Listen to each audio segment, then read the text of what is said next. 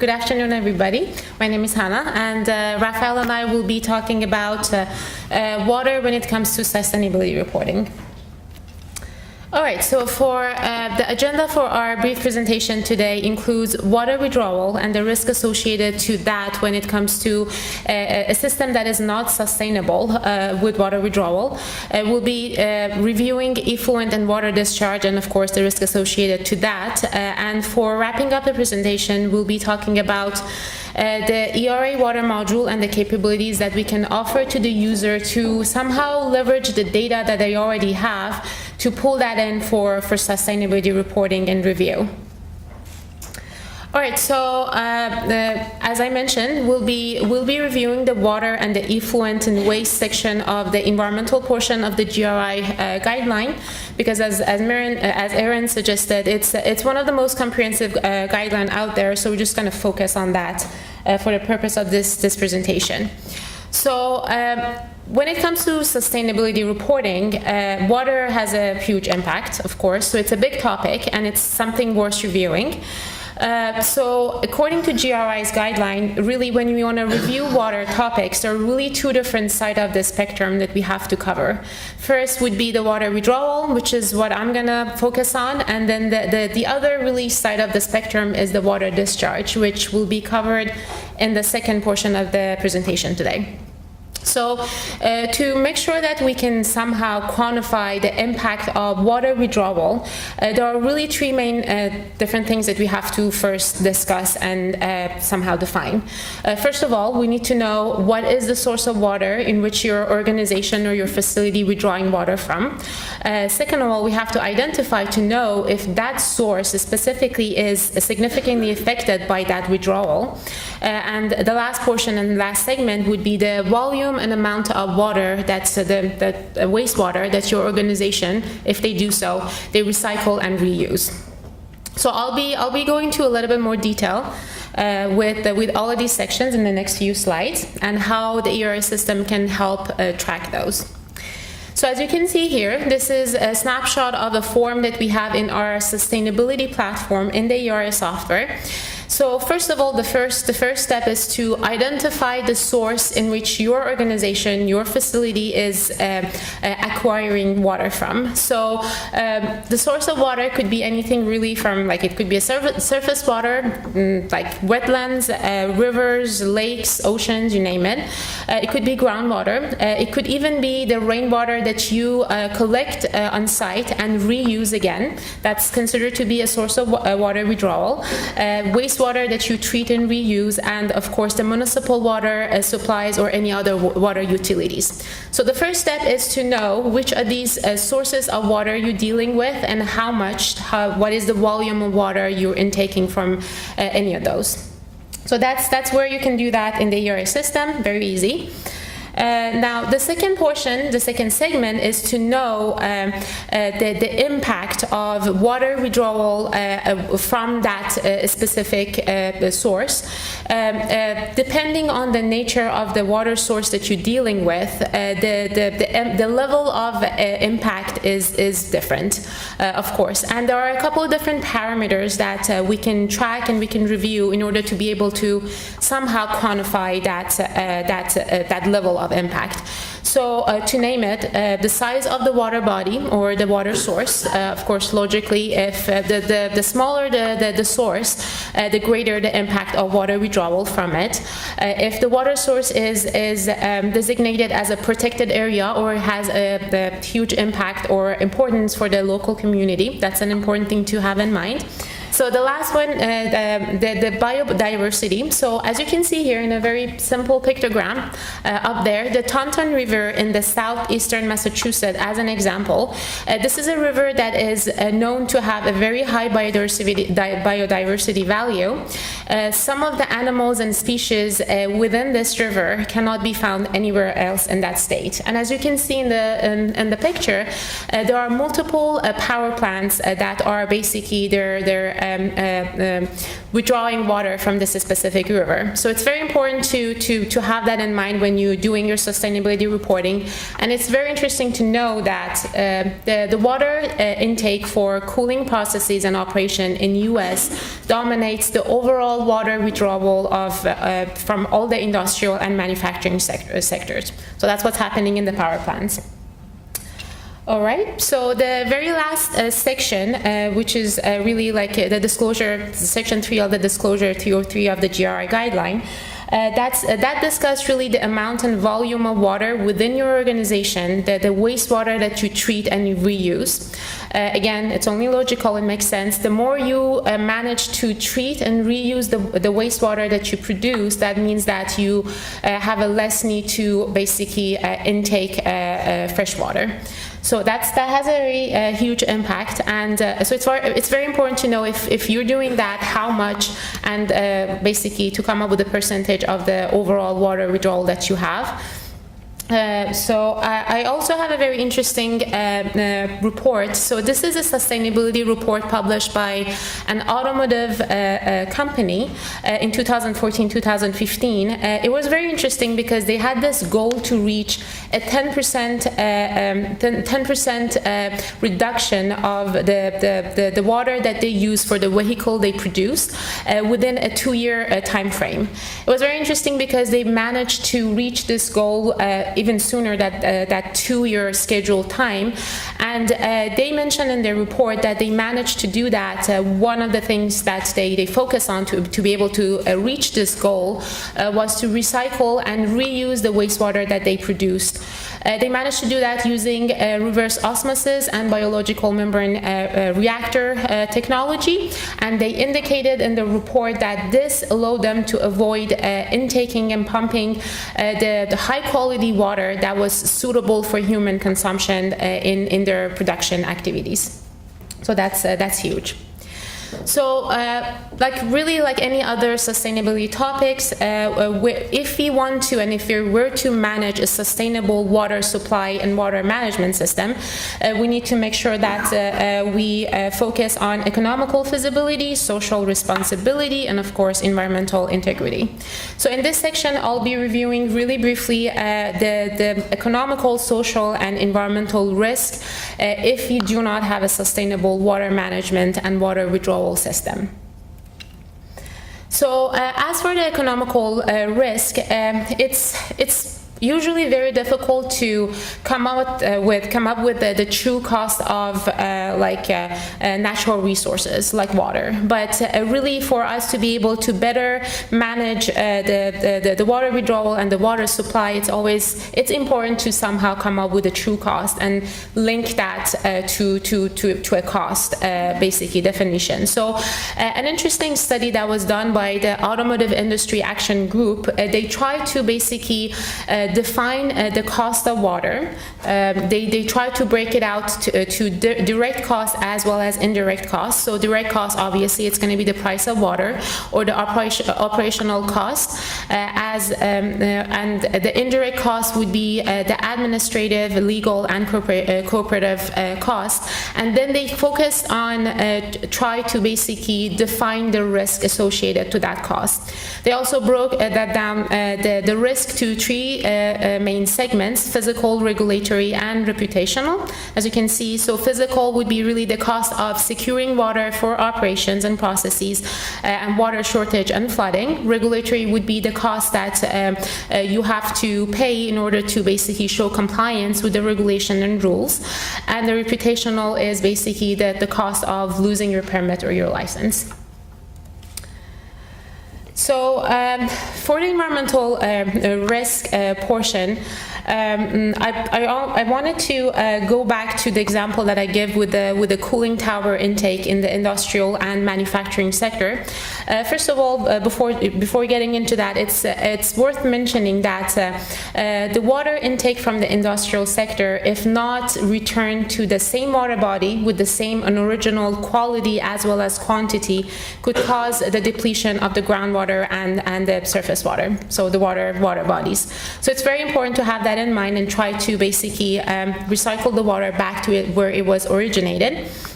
So as I mentioned, the cooling water intake from the industrial sector really dominates the overall water withdrawal in the industrial and manufacturing sector in US, and it was estimated to be 100 trillion gallon per year, which is a big number. And as you can see here in this map, this is the map of all the basically industrial plants in all across US that basically intake water for cooling processes. Specifically, the reason why I wanted to focus on the water intake for cooling processes because we all know that water is usually not directly used in the production basically processes in the manufacturing sector, but it is used widely for cooling, heating, and washing and cleaning. So I have also, and the reason why I wanted to get into that portion because I read this article and it made me think. This article was published by National Geographic. This is the Colorado River Basin, and in the study that they conducted in the last 10 years, this basin has lost the volume of water equal twice to the size of U.S. biggest reservoir, which is Lake Mead. That's a lot of water that they used, and we all know that lowering the groundwater as well as this water in the streams has huge environmental impacts. For example, soil erosion, flooding, and you name it. So yeah, this basin, the reason why I focus on the cooling water intake is that most of the water intake from this specific area is mostly for agricultural, mining, and public sectors, but there are multiple power plants around this area that are taking water for cooling operations.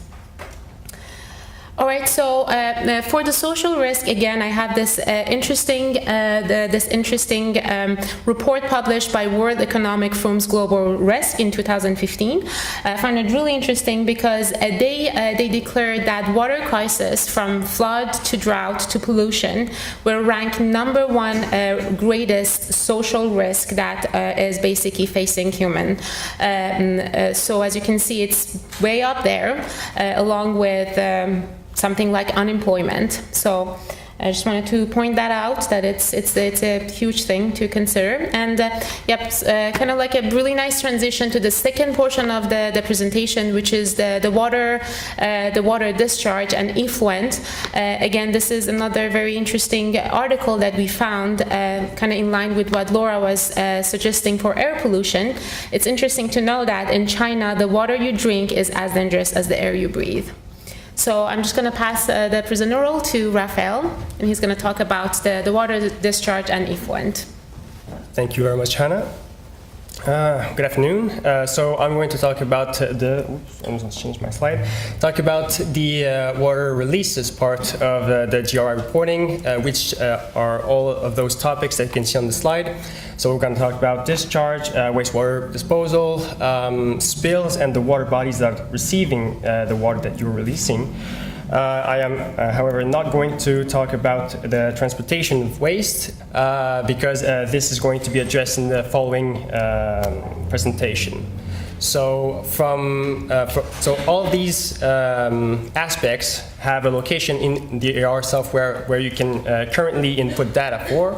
And the key idea here is that you can leverage the data that you already have entered in order to generate your sustainability reports, such as the GRI. All right, so if you are a current user of the ERA water module, I'm glad to tell you that you already have a head start.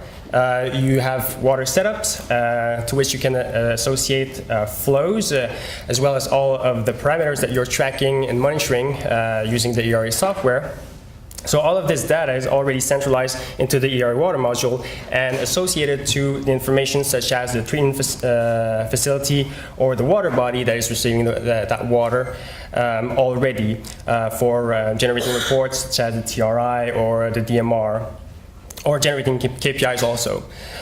So having this information stored, as mentioned in the previous presentation, we will just have it so you can pull it into your GRI report automatically without any more work to do. So now about the wastewater, there's also a place in the software where you can associate a sampling record with a waste record in order to guide it to the POTW, so the treatment facility, and put in all the information that touches on the management of that waste, as well as all assumptions and methodologies. And this is, whoops, and so this is also information that you can pull into the second section of the GRI that regards effluents and waste. So in there you can do the complete mapping of your wastewater from its generation to its treatment and disposal, and have it pulled into your sustainability report. All right, so now we're going to talk about spills. We have a place in the ERA software to accommodate this information, which is in the incidents module. So that information will of course include the location of the spill, the time, the volume, all the products that were involved, so all the chemical information, as well as whether or not it affected the environment, so surface area that was affected. So all of this data is stored in such a way that you can also pull it into your GRI report, so that the spill can be accounted for with all your other usual water releases in your GRI report. So now I'm going to talk about the receiving water bodies and the information that is associated to it in a wider spectrum. So as mentioned previously by Hannah, we have a place in the system where we built a questionnaire and define what are the quality of the water bodies that you're withdrawing the water from. And all of these information, such as the size, whether it's or not a protected area, the biodiversity value, is also applicable to the water bodies that are receiving wastewater from your facility. So we also accommodate this information in order to report on the GRIs. So that will be the section 5 of the 306. So now I'm going to talk about the various risks that are associated to wastewater releases. Of course, I'm going to talk about social risk instead of public health risk, because public health is narrowing down a bit too much. And for financial risk, we're going to look also at the legal, and the environmental risk is very obvious. So the environmental risk, as mentioned, is multiple and various, because all the chemicals that may be released in the environment can either disrupt normal biological processes in the ecosystem, or they can affect the landscape in such a way that it's going to be very detrimental for that place. So those just are very, very obvious to anybody here. For the economical and legal risk, so if you are using the ERA software, of course, the risk that you want to mitigate above everything else is permit non-compliance, and that is also true for your water permit. So the goal here is to minimize that risk as much as we can by generating reports or key performance indicators, KPIs, or even automatic alert notification. So in this case, you have a report which is the WAT 200, which shows daily sampling data points plugged against the permit limit. So in such a case, a KPI could be built so that it would send, in the risk management, it would send an automatic alert notification to a contact at the facility, so that someone can investigate and make sure that everything is looked at as much as possible. So by being able to generate those kind of KPIs, we allow decision makers to identify trends at their facilities and to narrow down places in their processes where improvements can be made. So one of the social risks that I wanted to talk about, because there are multiple, you could have risks that relate to public health, to infrastructure, and in this particular case, that would be the real estate value. So we found a study that have shown that around the lakes of Maine, the houses, so the real estate value would decrease when the water clarity would go down. All right, so that's the graph I want to show. So by using the GRI report in the water module to fill in the GRI report, then your company is basically showing that it's taking its responsibility towards the public and being transparent. That's the first thing. And then it's also encouraging other companies to do the same.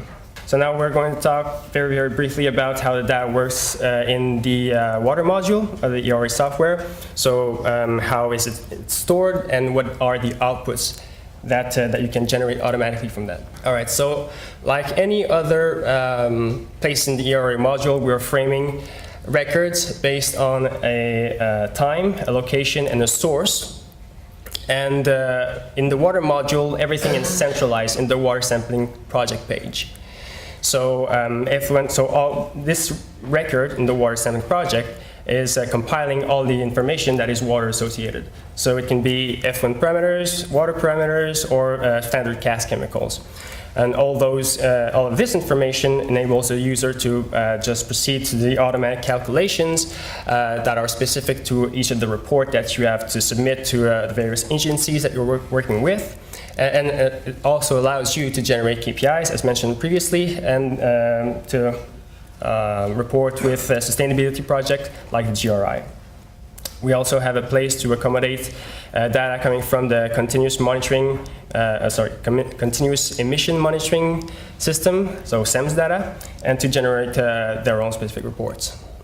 So this is one example of a KPI, and that resembles a bit what I've shown earlier with the report where the limit was shown. So in this case, you would have pH samples that are taken daily and plotted against the maximum and minimum limit that you would have at your in your water permit. So by having this key performance indicator displayed on your dashboard and being fed on a real-time basis, then you'll be able to make decisions based on the data and trying to improve exactly the processes that you're using at your facility. So this is another KPI shown in histograms this time. Those can be either total chemical releases per day, or they can be also concentration of the samples. They can be displayed in any way you want. So KPIs are built based on the client's desires and requirements in order to show the data in a way that is very meaningful to you, so they can be customized as mentioned previously, and that's a key idea here. So to conclude, we do have in the ERA software a place for water. It's the water module, and namely the water sampling project page, where you can just store in all the data that is associated to all the reports where you have to include water releases. And now that we're also trying to pull into the sustainability projects that you want to generate using the same data set where everything is centralized. So that is very much it for this presentation. I hope you liked it, and thank you very much for your time.